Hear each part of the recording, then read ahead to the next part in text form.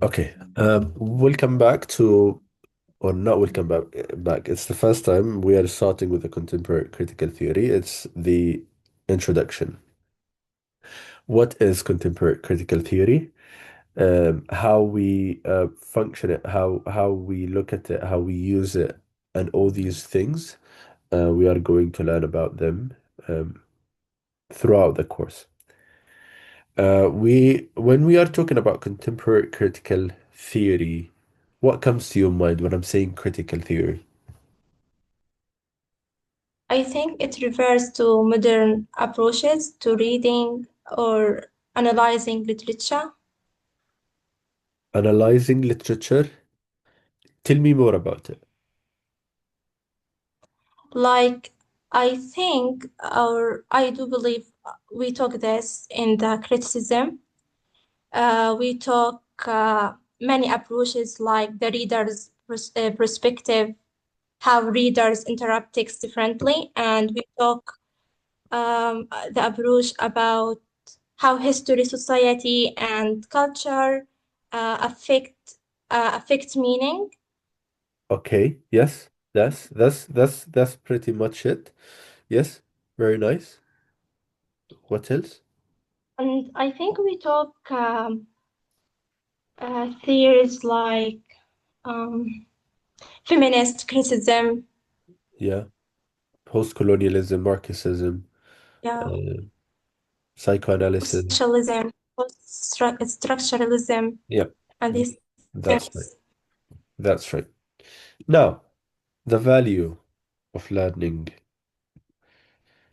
a theory. All right. It gives you a set of new lenses.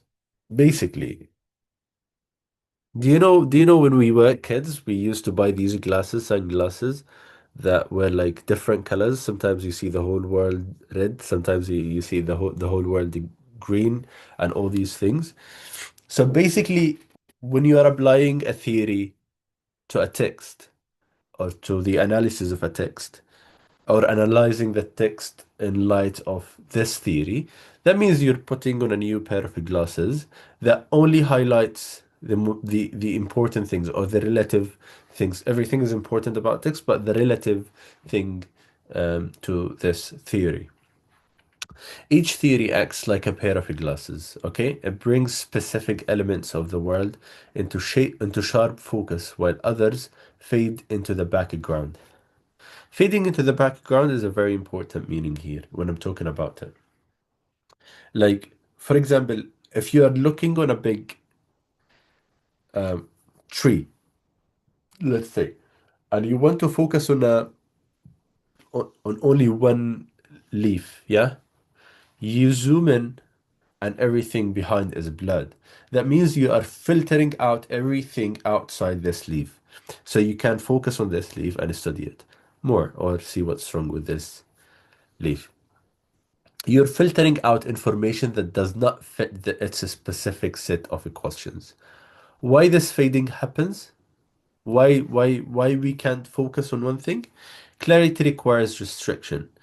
Like when you want to read something or when you want to focus something, that's why like sometimes they tell you that successful people have tidy desks, yeah? That's because they are always focused on one thing. They don't have any distractions around them. That's why clarity is required here when you are using a theory. I'm not saying all of them are successful because they are tidy. I'm just saying. To see something deeply, you have to ignore distractions. The whole picture is impossible with one lens. You cannot see everything through one theory. One theory, or you cannot like if you like for example rely on the beliefs that you have inside you to judge something will not be enough.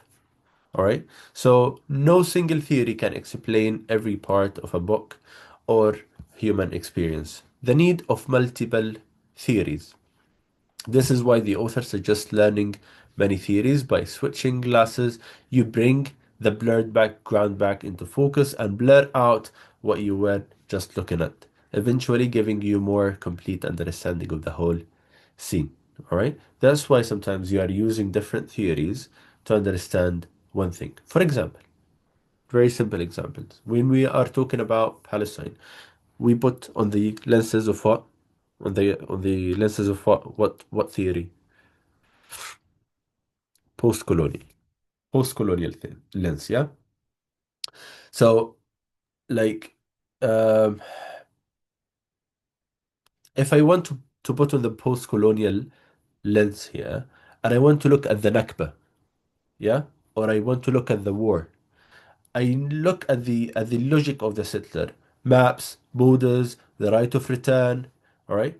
I view the conflict as struggle for decolonization. I want to decolonize the people by focusing on this area through this lens. But what's fading in the background? What's fading to the background here?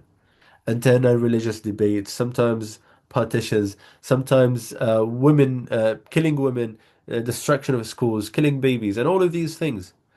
All of these things are blurred out or they are filtered out because my focus is not on this. I'm not saying it's not important, but I can use other theories to think of it. And also the traumas, everything is blurred out and you are just focusing on certain things related to this theory. Clear? Do you have any questions so far? Okay. Yes, clear. Yeah, cool. This is the value of learning a theory, learning theory. This is number one. Number two is capability of theory. Okay? There is no such a thing as non-theoretical interpretation. Whatever you do, whatever like you think of in your life, it's based on something you grown up into, all right? Or you were fed these cultures, you were fed these interpretations earlier when you were younger, all right? So whatever you think of, it's just something theoretical, okay? There is nothing non-theoretical in our lives. Even our natural reactions are based on deeply ingrained internalized assumptions about language, selfhood, and culture. Okay. And that's why we always need to choose our words. All right. And this is how we're going to talk about it. The theoretical filter. If you use security barriers, okay? If for example you're using the word security barriers, what do you think of it? You are going to go and look into a security-based theory, okay? That assumes that states have absolute right to protect themselves. Okay, and when I put it in an Israeli context, yeah, everybody, yeah, Israel deserves the security and they need to be protected from Palestinians who keep coming into their country and all these things. But imagine that suddenly I'm going into apartheid wall. Okay, now it's racism and it's a post-colonial theory. That's why you always need to choose your words. Escapability of theory. There is like no way that you can escape from what you say. Everything you say is put on a scale, and everything you say is measured. Okay. Now, if we come here, number three, the value is practical benefits. Okay, practical benefits beyond the classroom. Theory provides tools to think more logically and creatively about media consumptions, interpersonal interactions, and social political disagreements, understanding our own motives, fears, and desires. For example, I'm going just to take the first one, media consumption. What we mean by this. Recognizing, do you recognize the word frame? What's a frame or a framing?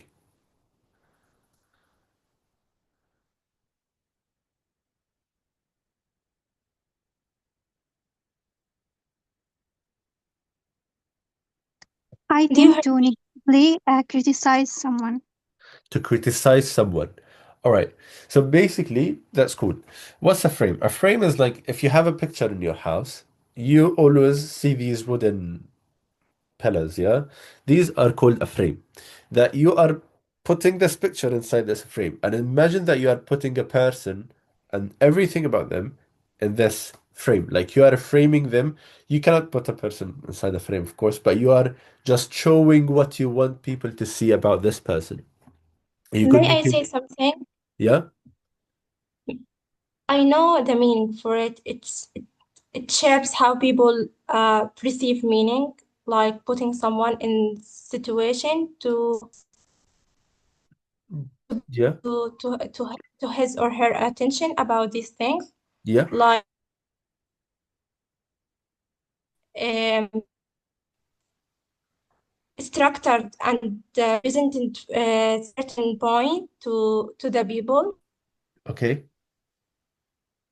Yeah. That's correct. That's correct. If you let me just complete my point, you would have seen it. Um, Please, if you want to answer or say something, just put your hand up and I will call your name to say whatever you want. Yeah. Okay. So basically, when we're talking about framing, what Taqwa just talked about, thank you, Taqwa. We need to notice something: media consumption. Yeah. Think about it. Now, we are living in a world where media is biased or like prefer like stands on the Israeli side, yeah? Like they always say violence erupted in Gaza. Passive. Who erupted this violence? Okay? And when I say Israeli forces entered and demolished the structures, this is another thing.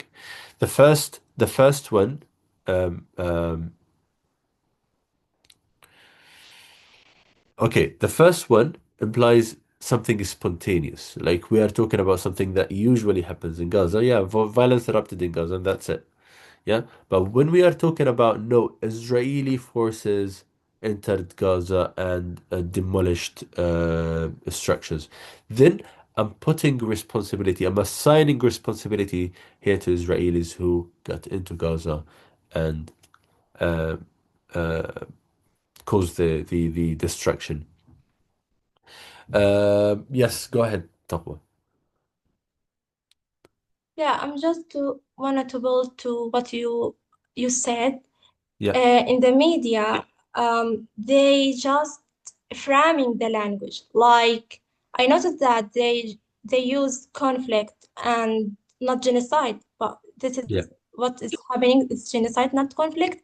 And also, I noticed that they use the passive voice to make the reader didn't notice who did this. They mentioned that many Palestinians killed, but this is something, it's not acceptable. They should use Usually they don't the say killed, active. they say died as well. Yeah, Yeah, killed and yeah, died. But yeah, yeah, they say Palestinians died in an an explosive or airstrike. something. They Yeah, they don't say airstrike as well. They because everybody knows that airstrikes refer to Israel. But yeah, the point is, yeah, that's what we are talking about. How theory functions in practice. Okay? So basically, why is criticism is used or new critical theory is contemporary critical theory is used in general, like a theory, why a theory is used in general. Conflict and debate, yeah? Theories, like for example, if I want to make a research, yeah? My research, for example, I did a research, and I wanted to prove a point. I have to use a theory. Through this theory, I'm saying one, two, three. I proved this and this and that. So through conflict and debate, you need these practices. You need these theories.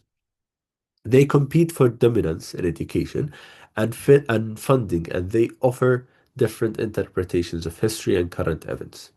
Then we have interconnectedness. You always need something. You always need other theories to understand the full picture of a text.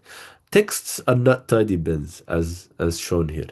Yeah, texts always have lots of things inside them, and you need different theories to analyze them, and interpret them. Enhancing appreciation. So instead of just reading for fun, that's what I hate about people when they say I read for fun. Uh, no, this time you need to read to criticize, to notice the rich density and variety, varied shades of meaning. Now, when we want to interpret something, we have two approaches, with and against the grain. Yeah, with what the writer wants you to see, and you read it for because the writer wants you to see this, and against the grain that you read to see to like to ask yourself if you agree with the writer or not, and try as much as possible to be against it. For example, reading with the grain. Yeah, interpreting the work exactly as it seems to invite you to do. All right, as it invites you to. Seeing what the text or author intended you to see. The author wants you to see this, and you saw it, you read it, you internalized it. Very good, cool. Okay, I'll give you an example now. Coexistence and peace when Israeli media talks about it. Let's say Netanyahu, the next day, went on the news, and he said, "We want to live in peace with our neighbors and etc." Yeah, what do you think of him as someone who doesn't know anything about Palestine and about Gaza and about our struggle? You will say, "Ah, wow, that man is looking for peace. Yeah, I follow this man. And I like him because he wants peace." Yeah, go ahead, Taqwa. I think in this situation, they will see that, or let me say, they might think that the message of coexistence and peace is positive and genuine, Exactly, but this is not the reality. They exactly. didn't know anything about the struggle of Palestinians. Yeah, So but I know, but this is the theory.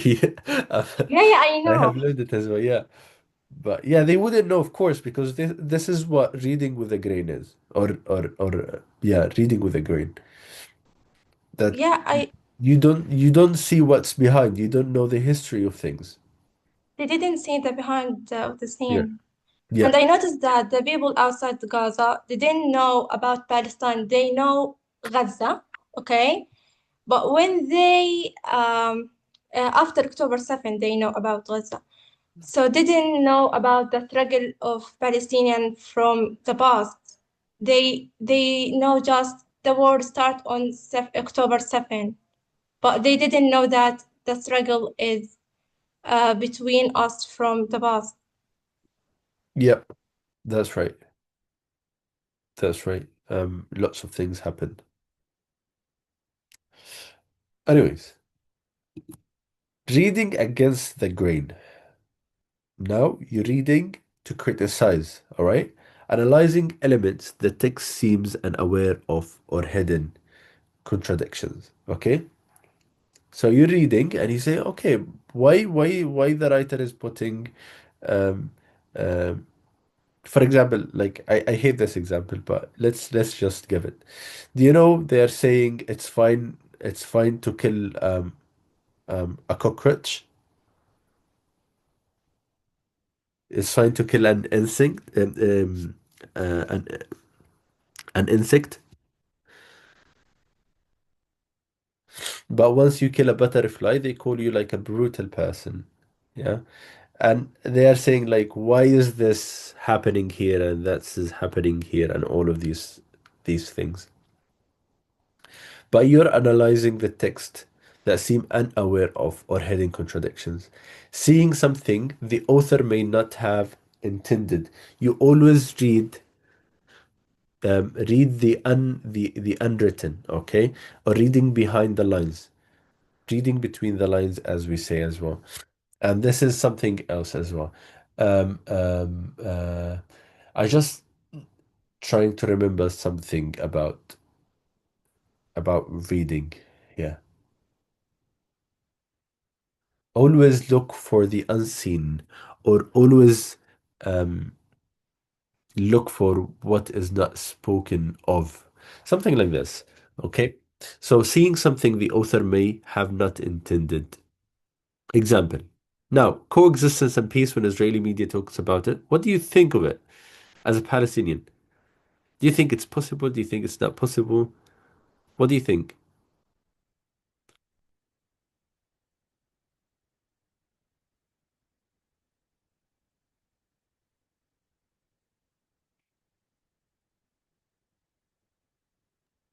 Can you ask the question again? Did you ask anything? You're just on time. You haven't missed anything. Coexistence and peace when Israeli media talks about it. Yeah? What do you think of it as a Palestinian? Do you think it's possible? Do you think it's the right choice to go for? I think there are some people here in Gaza. I want you, They not the can. people. Farah, I want you, not the people. I want you to answer this Okay, question. Like, yeah. for me, it's impossible. Impossible to live with your neighbor to be a Jewish person. It's impossible because they are killing our brothers, our babies, our sisters. So it's impossible. Okay. And just to clarify, Jewish here you mean Israelis and Zionists? Yeah, No, Yeah. no, I think there's I something wrong here. Yeah. Jewish is not Zionism. It's No, I'm talking about no, like um, I just clarifying her point. Like, not all Jews are Zionists yes, yes, and sure. settlers. And just clarifying, she means Zionists and occupiers. Yeah. What do you think? What do you guys think? So basically, look at Farah when she answered the question. She directly remembered all the things. This is ingrained in her. This is her culture. This is her what she grown up to, yeah? She has grown up to. Like if you remember at the beginning here, I was talking about what the there is nothing non-theoretical. There is no such as a thing as non-theoretical interpretation. If you have nothing about it, you will just go with the grain, yeah, as we just debated here. But once you have something about it, you also you just go against the grain and you have your own thoughts and ideas uh, about what's the proposal in front of you. Yeah. Prominent types of literary criticism. We have a new criticism, and this is basically what we might study throughout the course. Okay, we have a new criticism. We have post-colonial criticism, and we have feminist criticism. Yeah, I'll try to teach you or give you as much content as I can about these three types of literary criticism. All right. New criticism, which is formalism. What do you mean by form? Like they are focusing only on the form. They are not. They don't care about the author. They don't care about the history of the author. They don't care about anything outside the text. They believe that the text is self-contained. Is like everything you need is inside the text, not outside the text. So you shouldn't care much about the author or anything else. All right. So the focus here, the text itself. It ignores the author's biography, history, or the reader's personal reaction.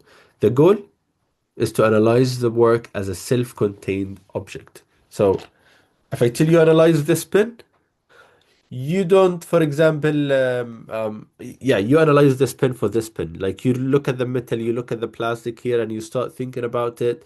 But for example, suddenly you go to look outside and you say, this pen looks beautiful if you put it this way or you put it that way. No, you don't, you shouldn't care about this. You don't care about the person who made the pen. Yeah, you only care about the pen. Okay, because formalists or new critics, they believe that a human mind or the poet's mind was a catalyst to put these in words or to put the poems on in words. Yeah. So basically, you only care about the what's in the text and the text itself, not anything else. Yeah. Key idea: work of art as a unified whole. The meaning is inside the text, waiting to be unlocked, waiting for you to unlock this text. Then we have post-colonial criticism. The focus is the impact of colonization, imperialism, and other. Goal to explore the literature produced by both the colonizers and colonized, analyzing how themes of identity, displacement, etc. are portrayed. If we are talking about if we're translating or we are analyzing a text for a colonizer, all right? Colonizers are Israelis, Zionists, yeah?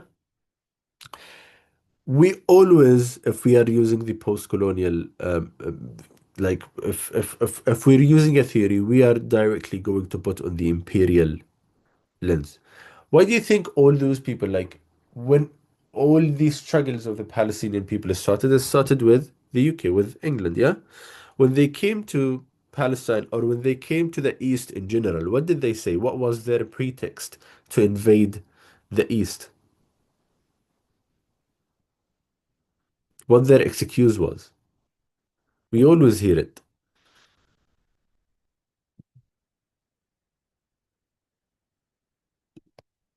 They always say, we want to civilize this third world. We want to develop it. We want to make it a better place, and all these things.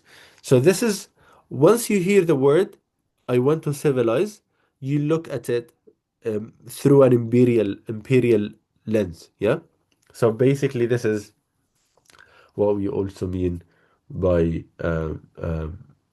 this is the imperial lens. But when we are also look at when we also look at it from a Palestinian context or a Palestinian perspective, we also put on the post-colonial lens how Palestinians are trying to uh, prove their point, how they are trying to fight colonialism in their country, and all these things. Then we go to feminist criticism. We focus on gender, patriarchy, on the representation of women, and all these things. Then the goal to uncover the way in which literature and the literary canon itself has been shaped by or serves to reinforce the oppression of women. Okay? Any questions so far?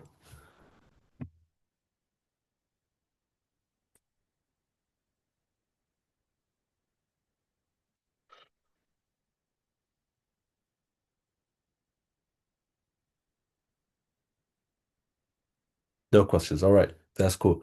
I'll stop sharing now. I'll stop recording as well. I'll go to the same link, join another meeting because we're almost running out of time, yeah? Um, Same link. Please join the same link. Okay.